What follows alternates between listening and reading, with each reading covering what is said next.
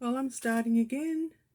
Now my phone wants to be a bastard, so before I go any further, I think I recorded the other video, but I'm doing a reading on the Faeries Oracle.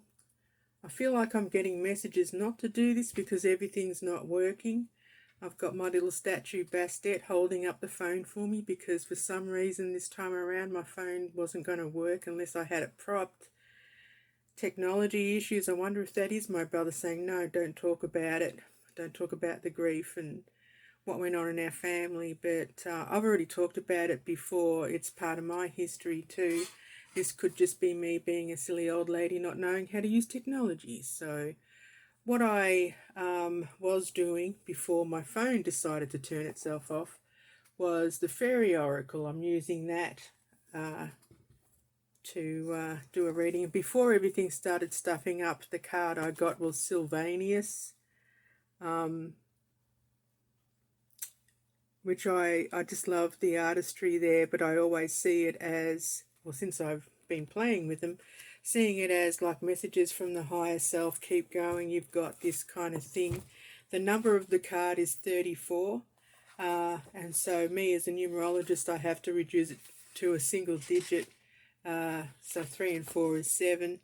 But what I wanted to do was, rather than just read the whole thing, I'll just cut to the keywords for that card. And I'd asked about my journey through the healing and my brother and all that. Truth, cutting through deception, clarity. And the short reading for it is, at this time you are discovering new truths about yourself. They are essential for you to know in order to create relationships based on mutual respect, affection and trust. That's true. I've been going through a lot of healing this year, recognizing and healing stuff and realizing what was working for me, what wasn't, how I was getting in my own way, blah, blah, blah. So these things can only work if we see ourselves and others as we are. That's been a huge lesson for me. Currently, both fairy and this world are functioning as a giant mirror in which we see ourselves in many surprising ways. People tend to dread this because we assume that we are worse than we think we are, but this is far from necessarily true. Now is a time for finding out the false and misleading beliefs you have accepted and discovering that you are a better person than you thought and have the potential to accomplish more than you believed you could. If someone says you are better or simply different than you think you are, don't automatically reject this. Think it over carefully. You have more to give and more to enjoy than you have been giving yourself credit for. That's certainly true for me, and with the sharing of the readings and my knowledge on witchcraft, and that includes things like herbalism, of course, which is my true passion, and there's my phone just doing what it wants. It's really interesting. I mentioned in one of my other videos when I saw the armadillo last Friday, the day I found out at 11:11 p.m. that my brother had passed. I haven't seen the armadillo since, and it's interesting because it was such a perfect, no black markings, almost cream coloured. I haven't seen it since. I just had some cards pop out. Himself, soulless, that's been coming up a lot for me lately. And the singers of the chalice. So since they popped out, I'm going to read them. I feel like they were meant to be read. The first one, himself, number 17, 1 and 7 is 8, karma. I'm sorry that I do that. I can't help myself as a numerologist. But himself, keywords, natural law, life force, magic, shamanic power. I've been feeling a lot more empowered this week, which is funny when you're going through grief, but at the same time transmuting those energies, developing understanding of what happened, where I am and all that jazz. But when himself appears in a card spread, he not only indicates that a great amount of energy is present in the reading, but he also strongly energizes the fairy cards around him. So that was Soulless and the Singers of the Chalice. Everything he touches becomes more of whatever it is, more alive, more vigorous, more powerful, more awesome, or more awful. This card in a reading can indicate great vitality, victory or triumph, confidence and power. There is leadership, an ability to command, steadfastness and integrity, wild power held and channeled for the good of all by will. Himself speaks of protection, either of the querent, which is me asking the questions, or of someone the querent owes protection to, like a child or an elder. I understand that anyway, I'm not going to talk about stuff until I'm ready to talk about it, but acceptance of paternal responsibility is important, as are deep and committed relationships. He is the preserver of the natural world and its balances. Shamanic power may be indicated here, as well as potential for powerful spiritual healing. This card may also speak of erotic energy, passion and potent creativity. I've been feeling very creative lately, but when it comes to the parenting side of things, that's very much taken into consideration. The next card was Soulless, number 13. 1 and 3 is 4. I share a lot of things about myself on the other channel, Portal Stormer, but I'm sort of shy to slowly unfold myself in front of everyone on this channel. I really wanted to focus on my passions, herbalism, witchcraft, and literature, and dreams, and numerology, and all that. But I don't know, it's a different vibe here, and I'm happy for that. I want to share with people and help them grow too, but at the moment, just for my own sanity, I'm focusing on the things that I feel passionate about. But anyway, the second card was Soulless, number 13. Knowledge, consciousness, synthesis, spiritual empowerment. And the short reading is Soulless is radiant, energizing, vitalizing. This presence in a reading often indicates that something new is being brought into being in our lives, partly through our own efforts and partly through the help we are receiving from other realms. Something as I'm learning is opening up, not being so closed up. Miracles may take place. This is a time for taking action, passing on our blessings and learning, and for service given from a position of strength. That feels true to me.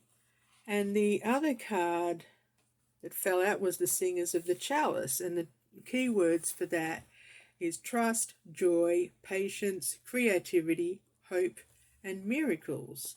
So without reading the long preamble, I will just go straight to the reading. With the help of the Singer of the Chalice and of the Faeries, you too can get this one feeling, this one feeling that is all the good feelings in one: unconditional love, trust, hope, healing, patience, and so on.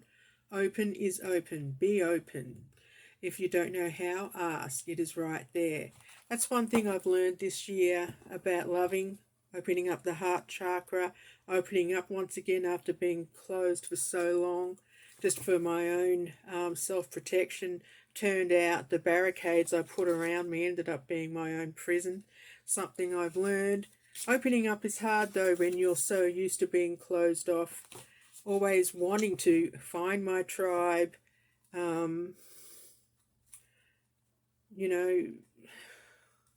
get to a point where I feel like I'm finally doing what I want to do and not just putting one foot ahead of the others for the sake of paying bills and maintaining the status quo.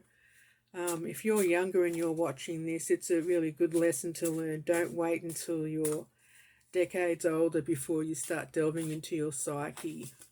I've learned a lot about myself this year, and I forced myself to. That's a big story. I'm going to share how I did it, because I let go of a lot of things that I held dear for so long, only in order to break free from the shackles attached to those. And it's very complex, just like all of us, all of our psyches and what we go through in life.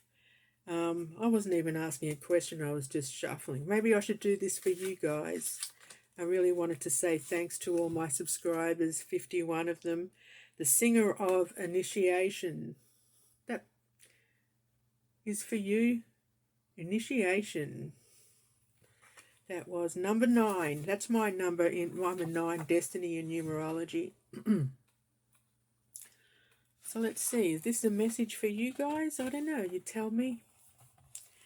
The Singer of Initiation, passage through trial, me too, triumph, a new level. So the short reading is breakthrough. Drawing this card notifies us that significant change and challenge are both occurring in our lives, with the potential for moving into a new realm, which involves a new way of being. This major change has been building for a long time. If that's true for you, I'm right there with you.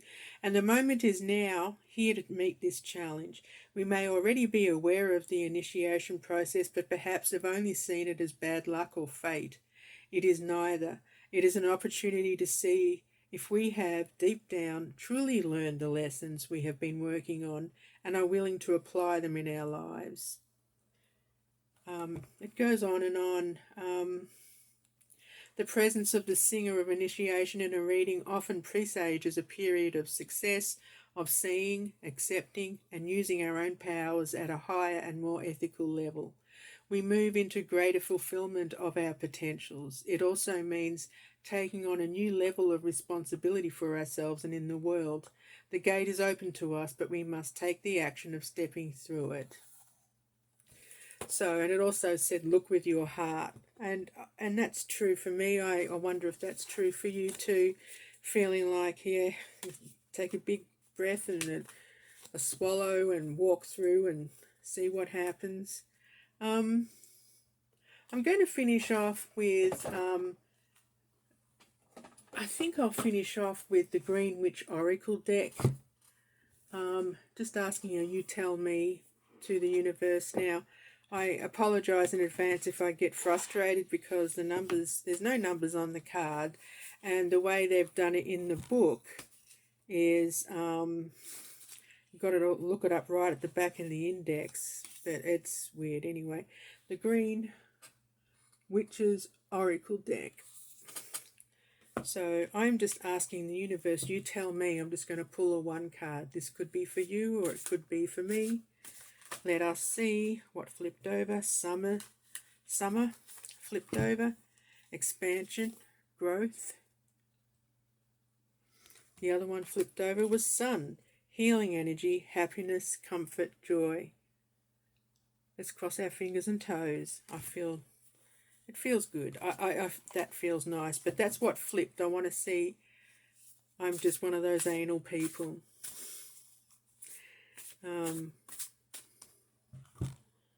You tell me, universe. Hedge. That's funny. I'm a hedge witch. So hedge, potential, boundaries, indecision. That's me. I have ADHD. I discovered this year through the healing, and also I'm a highly sensitive person. I have been through a complex post-traumatic stress disorder with my mother's upbringing. She was a narcissist as well, and I've forgiven her. A lot of people say, "Oh no, if forgiving is condoning." It's not. For me, it was something I had to do because I was like a clenched fist. But anyway, just looking for the hedge. Again, like I said, it's very difficult the way they number them. Anyway, here we go. 81, hedge. So it goes on and on about a story about the hedge, how it's a boundary, it's to protect you. It asks you to review your own boundaries and how you respond to boundaries created by others.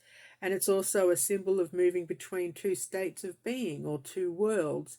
Riding the hedge is a phrase used to describe spirit journeys, where a witch's awareness travels to acquire information and undertake new experiences. The hedge belongs to neither world, being the liminal space between the two.